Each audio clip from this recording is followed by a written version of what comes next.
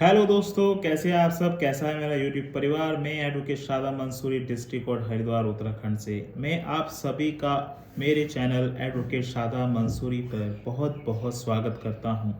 आज हम बात करने वाले हैं कि लोन सेटलमेंट कैसे होता है। और आप मल्टीपल लोन्स ले लेते हैं और एक लोन चुकाने के बगैर दूसरा लोन लेते हैं और ऐसी दलदल में फंस जाते हैं कि आपका किसी शेयर मार्केट में लॉस हो गया या आपकी कोई आर्थिक स्थिति खराब हो गई, आपकी जॉब चली गई, कोई आपके मेडिकल में प्रॉब्लम आ गया, कोई आप डिसिप्लिन हो गया, आप के साथ काफ़ी ये परेशानी होती है। बहुत से क्वेश्चंस होते हैं कि क्या कंपनी और बैंक हमें जेल भेज देगी, क्या हमारे पर कार्रवाई करेगी कि हम लोन नहीं दे पा रहे हैं, हमें क्या करना चाहिए। इसी बारे में हम बात करने वाले हैं दोस्तों। को वीडियो को बिल्कुल भी स्किप ना करें। जो मेरे चैनल पर नए हैं प्लीज़ इसको सब्सक्राइब कर दीजिए, बेल आइकन को ऑन कर दीजिए, वीडियो का नोटिफिकेशन आपकी स्क्रीन पर आ जाए। तो दोस्तों, क्या होता है कि जब हम कोई लोन ले लेते हैं, हमने कोई लोन लिया और लोन उसको चुकाने में नहीं हो पाते, हमारा कोई लॉस हो जाता है, शेयर मार्केट में लॉस हो जाता है, बिजनेस में लॉस हो जाता है, कोई आर्थिक स्थिति इतनी बेकार हो जाती है कि हम लोन देने में अक्षम हो जाते हैं, हम लोन नहीं दे पाते हैं। तो क्या बैंक कंपनी हमें जेल भेज देगी, कि हमारे पे क्या कार्रवाई होगी। तो यही आपके मनों में क्वेश्चंस होते हैं और इसी क्वेश्चंस को बताने के लिए मेरा चैनल आपके समक्ष पेश हो जाता है। जो मैं आपको हर बार बताता हूँ कि आपको डरना नहीं है। आपका कोई बैंक एम्बेसी कुछ नहीं उखाड़ सकता है। अगर आप के पास कोई लोन देने के कोई साधन नहीं है, आप लोन नहीं दे पा रहे हैं, तो आपको या कंपनी जेल भेज देगी या बैंक जेल भेज देगी, तो ऐसा बिल्कुल नहीं है।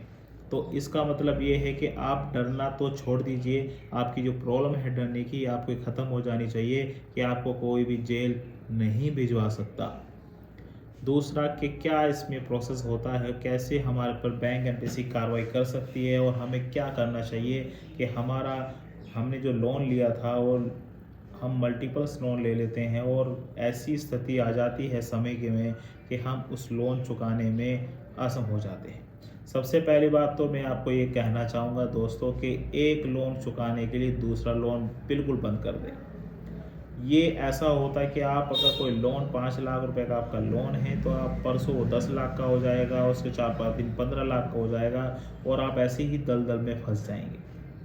ऐसी दलदल में क्यों फंसना है। आप एक लोन को उतारने चक्कर में दूसरा लोन बिल्कुल भी ना लीजिए। डरना बंद कर दीजिए। आपको कोई भी कुछ नहीं कर सकता है। हम लोग आपके लिए बैठे हैं। सीधा बात सब मैं कहना चाहूँगा कि जब मल्टीपल्स लोन हो जाते हैं और आपके साथ कोई भी आर्थिक स्थिति खराब हो जाती है, किसी कारणवश जॉब छूट जाना, कोई बिजनेस में लोन हो जाना, या कोई आपका घर में कोई अस्पताल में चला जाता है, या कोई मतलब आपके साथ कोई बीमारी हो जाती है, तो आप सीधा सीधा जहाँ से आपने लोन ले रखा है उन्हें मेल कर दीजिए। और टर्मिनल आपके पास का लेटर है या कोई मेडिकल लेटर है, या आपके कोई आर्थिक स्थिति खराब हो गई है, उसका जो भी आपके पास एविडेंस है उसको अटैच करके अपनी बैंक के हेड ऑफिस मेल पर आप उसको मेल कर दीजिएगा। तो सबसे पहले काम तो आपको ये डरना बंद हो जाएगा। देखो, बैंक और एनबीसी अपने पैसे निकालने के लिए सब कुछ हथकंडे अपनाता है। वो आपको इतना प्रेशराइज करता है कि भाई लोन देना ही पड़ेगा। तो इसलिए आपको सबसे पहले डरना बंद करना होगा, तभी आप आगे इस कार्रवाई में कर पाएंगे। आपके मन में जो भी क्वेश्चंस है आप मुझसे पूछ सकते हैं, मेरी अपॉइंटमेंट बुक कर सकते हैं, मेरे से बात कर सकते हैं, मुझसे मिलना चाहे तो भी मिल सकते हैं। सबसे पहले आपको डरना बंद करना पड़ेगा। दूसरा काम, आप किसी एक लोन को उतारने के चक्कर में दूसरा लोन लेना बंद करना पड़ेगा, वरना आप ऐसी ही दलदल में फंसते जाएंगे।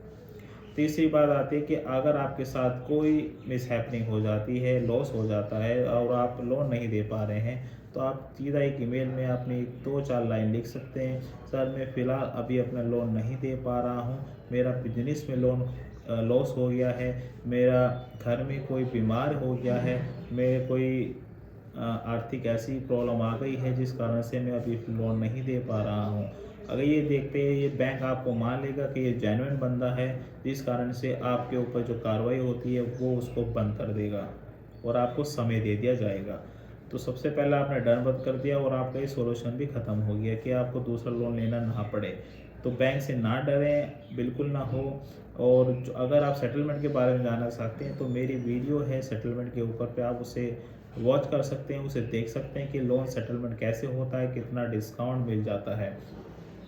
तो लोन लेने के चक्कर में दूसरा लोन बिल्कुल ना ले, सबसे बड़ी प्रॉब्लम होती है लोन धारकों की कि वो लोन उतारने के चक्कर में दूसरा लोन लेते हैं और ऐसी दलदल में फंस जाते हैं।